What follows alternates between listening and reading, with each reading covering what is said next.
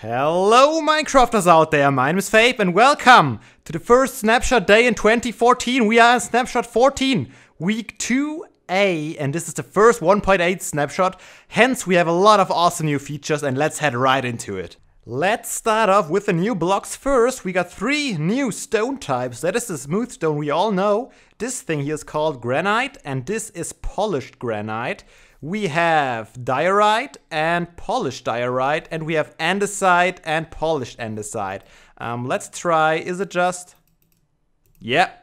If you craft 4 granites together, you get a polished granite. Let's try the same thing with the diorite.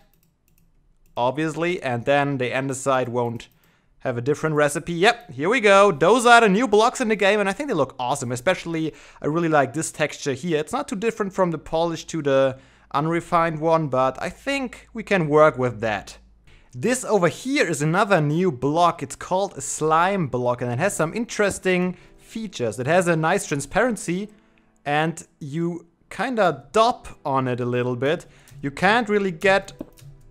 Can you get higher than that? I want to jump from a higher altitude onto that. Let's see. Nope, doesn't work at all. Maybe it absorbs the fall damage though. Oh no! Now we are bumping. Oh, this is some potential, some nice potential. A nice block to reduce fall damage maybe. And the transparency effect looks really nice in this one too. I really like it. Let's try if we can figure out the recipe. I got some slime balls here. It's not... It is 9 slime balls. That's pretty simple and I really like that one. Besides all these new stone blocks that also generate naturally in the terrain now, we can now craft mossy stone bricks, and I think that's really cool. Now we can finally use some of these rare blocks to build. Let's have a quick look at the new enchanting system. This is going to be implemented in 1.8. The enchantment interface looks a little different. It now takes not only levels and a tool to put in there, but you also need lapis to pay for it. So there were rumors that it takes gold, but apparently they changed it to lapis lazuli.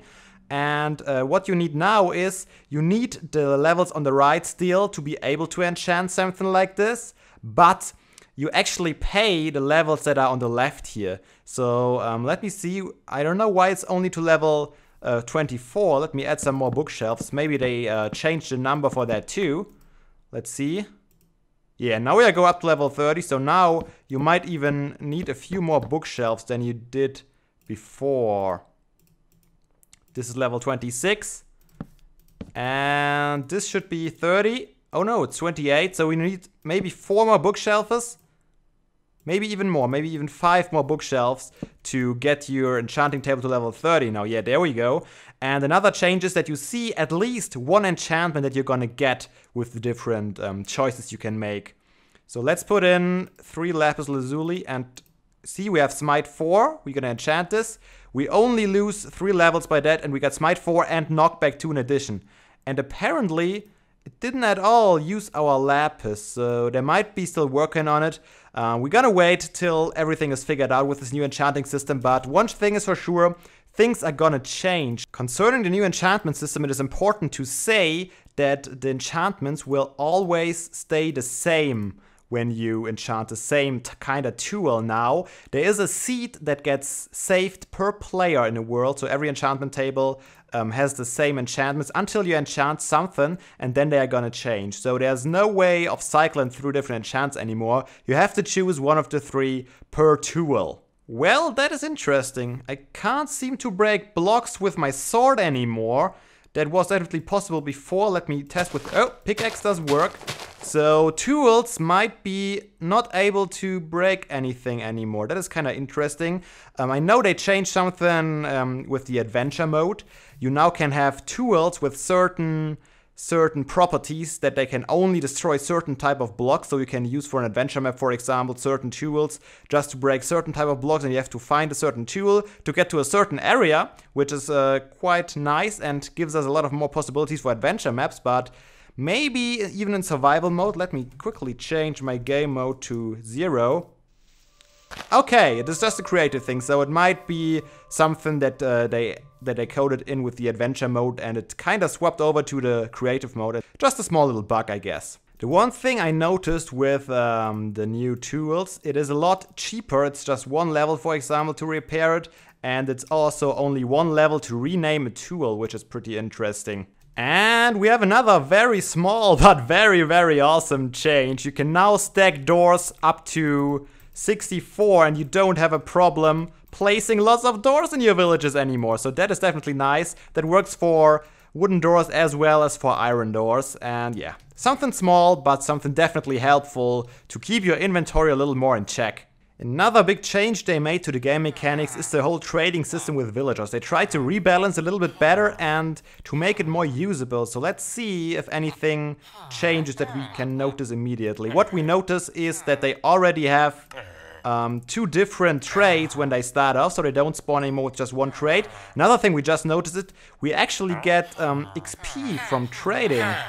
So let's see, yeah, loads of XP, and let's see, did he unlock the third trade by that? Yeah, oh, look at how many trades he unlocked, it's crazy. You can now trade lapis too, I think that is new. And yeah, definitely a lot more trades unlock a lot faster, and they might even have removed the limits of trading. That might be a thing now. I don't have wool and I don't have paper, so let's concentrate on those guys. What kind of trades did you unlock? That's a nice little trade, but he unlocked only one trade.